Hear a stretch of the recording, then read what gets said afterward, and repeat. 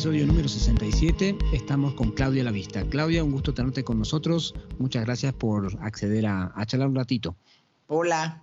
Claudia, primero que nada, a nuestros invitados siempre les preguntamos dónde están, si nos puedes compartir en dónde estás, en qué parte del globo. Estoy en Mazatlán, Sinaloa, que es una ciudad preciosa en México que está en el Pacífico, así que estoy literal a 5 cuadras del mar. Qué suerte que tienen algunos.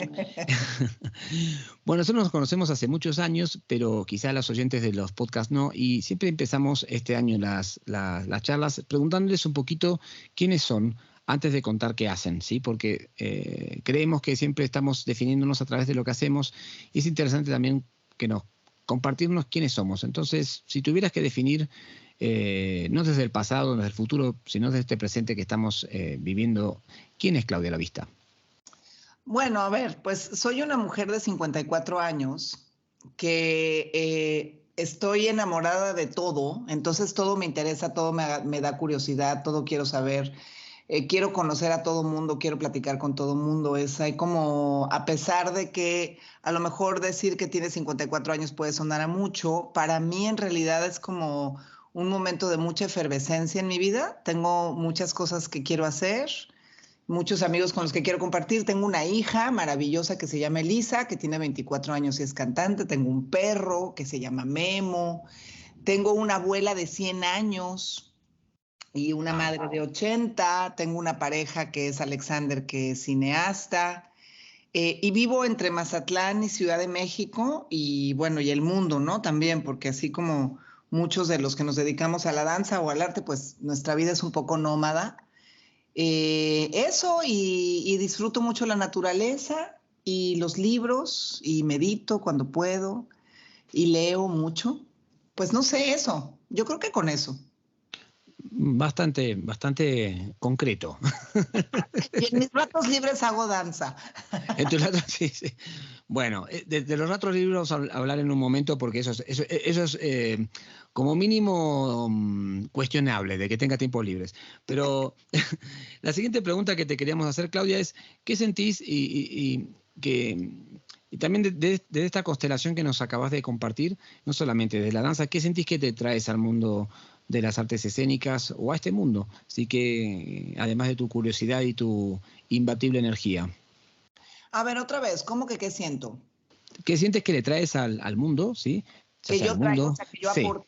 ¿Qué le traes al mundo de las artes escénicas o al mundo en general, además de esta energía que tan vital que tenés? ¿Mm? Híjole, es una pregunta bien difícil de responder porque yo creo que lo que uno trae al mundo es una naturaleza personal y evidentemente todos tenemos una naturaleza propia, pero algunos pues nacemos con esta necesidad intrínseca de comunicarlo. Y yo comencé a comunicar mis preguntas existenciales, literal, muy joven. Empecé como a los 18 años a hacer coreografía. Y en este trayecto muy largo, ¿no? De los 18 a los 54, pues obviamente he estado en un constante cuestionamiento de mí misma, del mundo, de mis relaciones, y el oráculo ha sido la danza y la coreografía. Y entonces, pues lo que he aportado en realidad, yo creo que no es ni mucho ni poco, pero es lo que es mi propia naturaleza y mi propia visión del mundo y las cosas que he ido descubriendo en el camino. Pero otra cosa que creo que yo he aportado, más allá, digamos, del trabajo creativo, es ser puente, porque me gusta mucho este papel de ser puente. Puente, por ejemplo, en los proyectos interdisciplinares, entonces yo hago muchos proyectos interdisciplinares constantemente. Puente entre países, entonces cada vez que viajo, contacto gente de esa comunidad para conectarla con la gente de la comunidad en México o de la Escuela Profesional de Danza Mazatlán o bailarines en México.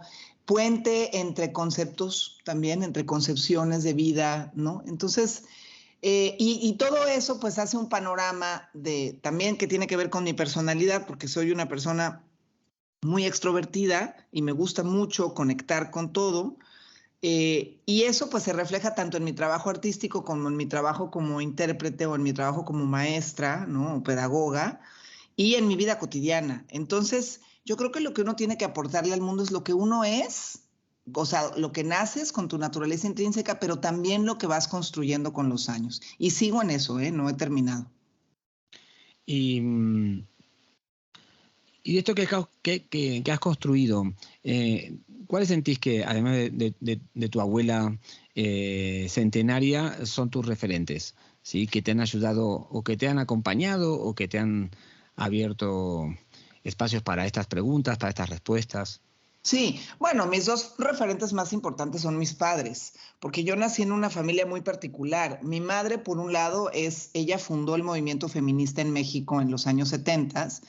Además es documentalista y cineasta y fue la primera mujer, bueno, una de las primeras mujeres que comenzó a hablar de temas incómodos en los 70s, como el aborto, como la prostitución, como la migración, y todo eso lo hizo en videos documentales. Entonces, pues, eso es una enorme influencia en mi vida. Además, mi madre se va en el 79 a Nicaragua, después de la Revolución de Nicaragua, como internacionalista, a fundar el primer canal sandinista. Y yo en esa época tenía 10 años, así que pues me voy con ella y vivo el triunfo de una revolución de izquierda que evidentemente marca enormemente mi visión de muchísimas cosas en el mundo, porque me genera desde muy chica una conciencia social y una conciencia en relación a la justicia y en relación a los derechos humanos que me ha acompañado toda mi vida y que ha sido parte de mi pensamiento y de mis acciones.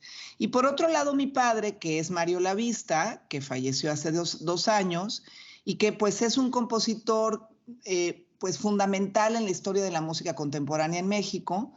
Y mi padre además fue mi gran inspiración, o sea, su música, colaboré con él muchísimas veces, pero además era para mí como el faro. Siempre que tenía yo dudas o que comenzaba un proceso creativo, hablaba con mi papá porque mi padre era además como una enciclopedia viviente, ¿no? Entonces sabía todo del arte, sabía todo de historia, era un hombre de una inteligencia muy excepcional y de una sensibilidad muy excepcional y fue siempre mi faro y mi gran referente en términos artísticos. Entonces yo te diría que desde la parte humanista, pues mi gran referente es mi madre, y desde la parte artística mi gran referente es mi padre, ¿no? Y bueno, y luego ya, pues todos los demás referentes que vinieron, pero esas dos personas increíbles me marcan desde que nací.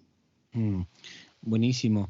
Y ¿qué te, digamos, si bien venís de donde venís, ¿no? Como lo contás, que era muy difícil no sentirse estimulado, ¿no?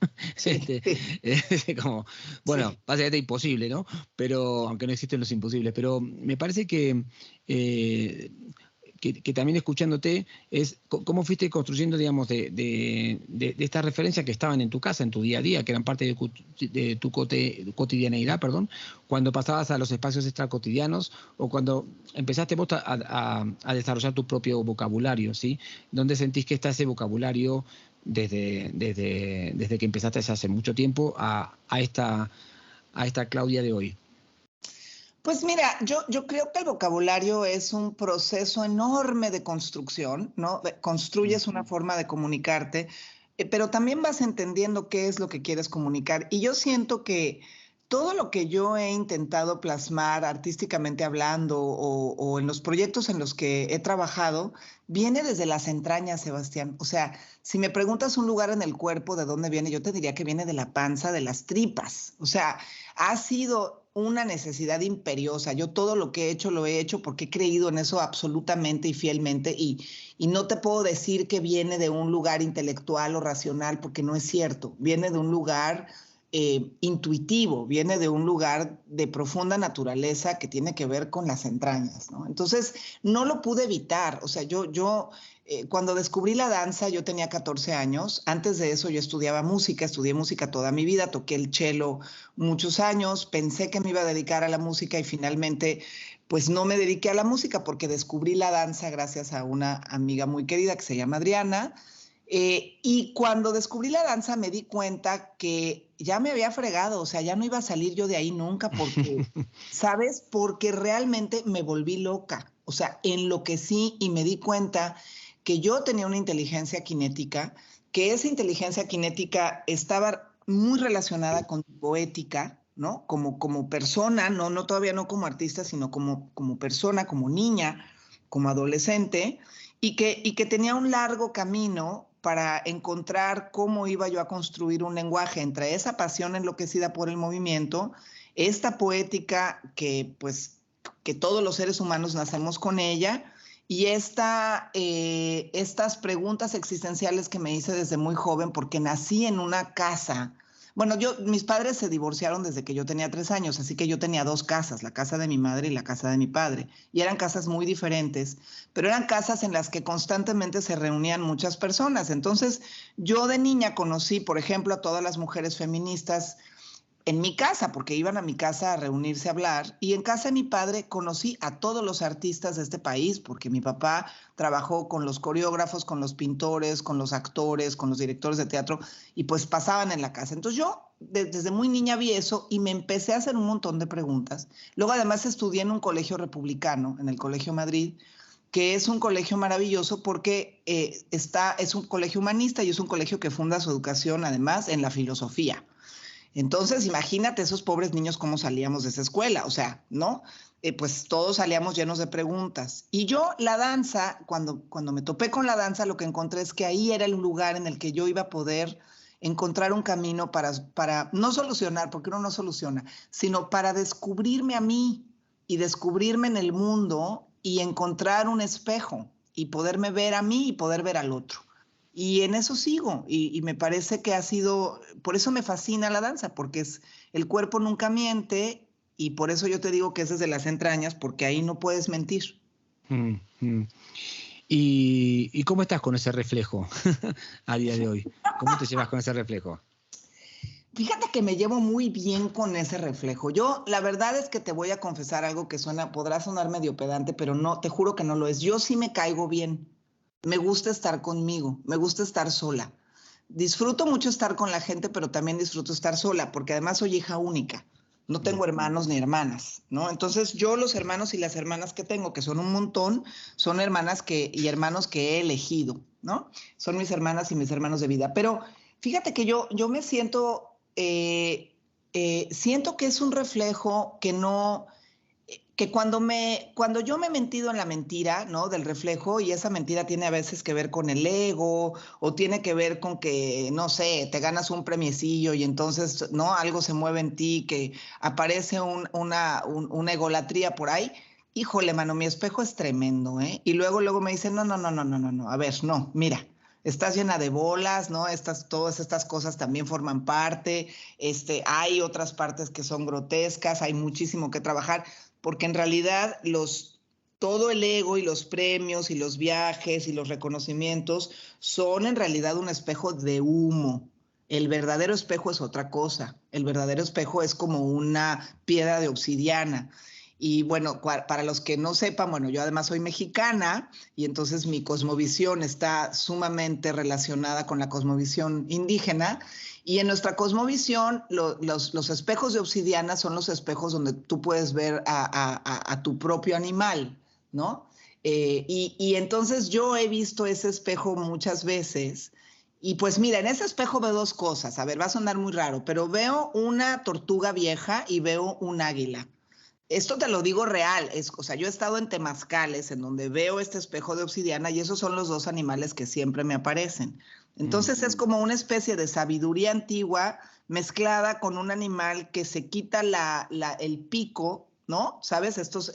Las águilas se quitan el pico cuando deciden que es hora de partir de este plano. Y yo un poco eso lo interpreto como que uno constantemente como artista se tiene que estar quitando el pico. O sea, es decir, tienes que estarte reinventando constantemente y nunca llegas a ningún lado. No llegas a una cima porque la vida no se trata de llegar a una cima de nada. La vida se trata de recorrer un gran camino con una mochila en las espaldas y recolectar tesoros que no te vas a llevar, que no vas a poder cargar contigo, que se quedan en tu alma y en tu experiencia, ¿no? Pero que no corresponden al plano de lo material. Y entonces, pues, ya me perdí, ya seguramente voy a perder al público, pero me refiero a esto, o sea, hay un espejo de humo y hay un espejo que es el verdadero, que es el interior. Y ahí, pues, tú te confrontas contigo y pues no te puedes hacer güey. Si te haces güey, es un error.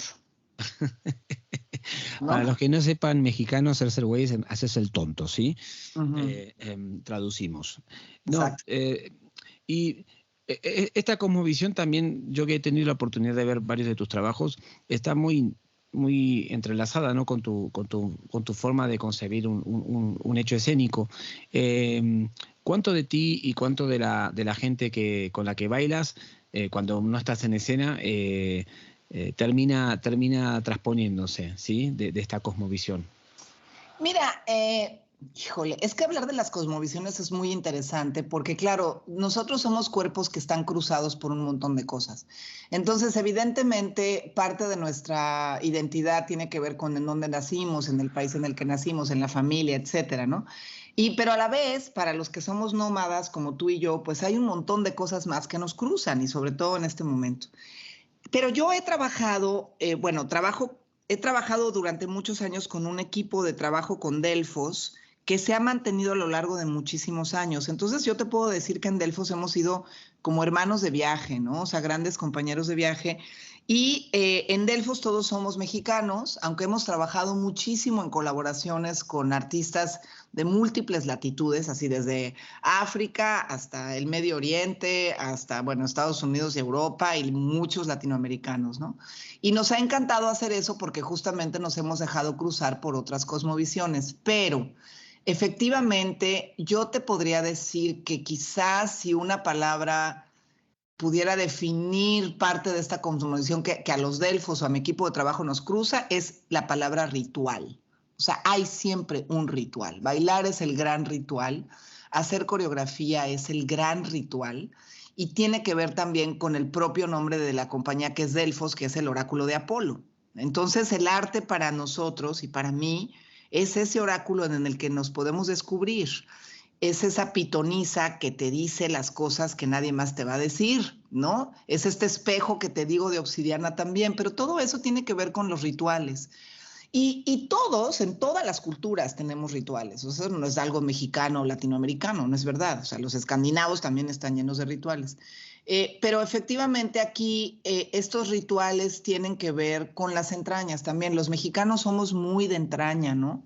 O sea, nuestras culturas, las aztecas y la cultura maya y la cultura tolteca y la olmeca, tienen que ver con la piel, con la carne, con la sangre, con la guerra, con el amor, con la fuerza, con la vulnerabilidad, con la muerte. O sea, los mexicanos estamos atravesados por el concepto de muerte muy particular. Los que no han estado en México y no han vivido el Día de Muertos, híjole, pues no se lo pierdan porque es toda una experiencia. O sea, para nosotros la muerte se celebra, no se llora, ¿no? Claro que se llora, claro que yo cuando perdí a mi padre hace 2 años lloré durante un año completo, pero al mismo tiempo hay una celebración de que nos vamos a reencontrar, hay una certeza de que nos volveremos a ver, hay una certeza de que hay este mundo de los muertos en el que pues nos están esperando. Entonces, sí, nuestros rituales son particulares y yo te podría decir que quizás en el equipo de trabajo del cual yo formo parte, que es Delfos, pues el ritual ha sido parte del cotidiano y quizás ahí se ve lo mexicano. Más que en las plumas o más que, ¿no? En estas postales de México, de la carretita con el burrito. No, eso no es México. México no tiene nada que ver. O sea, sí es eso, y hay una parte de eso, pero va mucho más allá que esa postal, ¿no? Claro, bueno, siendo un país tan grande también hay muchos Méxicos, ¿no? O sea, hay más de uno, ¿no? Si bien hay cuestiones culturales transversales que tocan a toda la población, pero siendo un país tan grande y con tanta gente, ¿no? Pues un país también muy poblado, no es solamente los típicos, ¿no? El sombrero charro, ¿no? Y los mariachis, ¿no? También. Entonces, está buenísimo que nos cuentes esto porque, y esta era la otra pregunta que te quería hacer, o sea, ¿dónde sentís que está el ritual hoy en día en estos tiempos donde justamente tomarse el tiempo, valga la redundancia, parece un lujo? y detenerse 10 minutos, sí, porque para hacer un ritual tenés que tener tiempo, ¿no? Coincidirás conmigo. Y sobre todo también porque vos tenés también la generosidad y la suerte de estar formando gente, ¿no? Hace muchos años también ahí en Mazatlán, y te vas cruzando con varias generaciones, no sé cuántas van, pero será un montón, ¿no? ¿Dónde sentís que está el lugar del ritual, que para mí, por lo menos quizás es mi visión, tiene que ver con tomarse un tiempo? Sí, definitivamente. Pero yo creo que los rituales, fíjate que nosotros en el 2013 hicimos una segunda versión de la consagración de la primavera, que es el gran ritual musical, ¿no? O sea, el gran ritual del siglo XX sonoro es la consagración de Stravinsky. Y fue muy interesante porque ahí planteábamos, el ritual era el eje de la pieza, que la pueden ver por YouTube, por cierto, ahí si buscan la consagración de la primavera, Delfos Danza Contemporánea, la pueden ver. Pero usábamos objetos cotidianos y nos dábamos cuenta que el ritual estaba en lavarte los dientes, en lavar los trastes, en sacar al perro, en barrer la casa. O sea que los rituales pueden estar en las pequeñas cosas. No tienes que irte a la pirámide del Sí, Sol y totalmente. poner copal, ¿no? Y entonces hacer una ceremonia chamánica. No, los rituales puedes hacer un ritual en 2 segundos y decir, ok, estos fueron los 2 segundos de mi ritual. Pero yo creo que los que nos dedicamos al arte tenemos un gran privilegio, la verdad, porque pasamos muchas horas en nuestro oficio. Y para mí, yo cada vez que entro a un salón, entro a un espacio sagrado, la verdad, o sea, sacro, ¿no? No tiene nada que ver con lo religioso lo que estoy diciendo. Tiene que ver justamente con ese espacio en donde vas a encontrar un poco de silencio o de ruido para descubrir algo que no conoces, ¿no?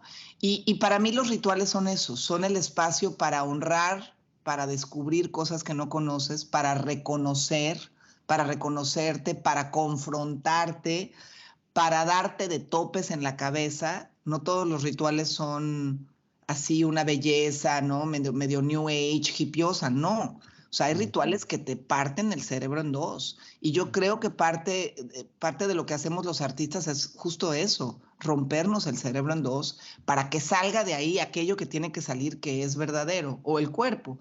Y yo siento que los que trabajamos con el cuerpo, pues tenemos ese enorme privilegio que a veces a lo mejor no lo nombramos así o no lo tenemos consciente de esa manera, pero sí, nos damos ese tiempo de respirar, de conectar con el movimiento, de entendernos, de entender al otro a partir de ese espacio en la danza, ¿no?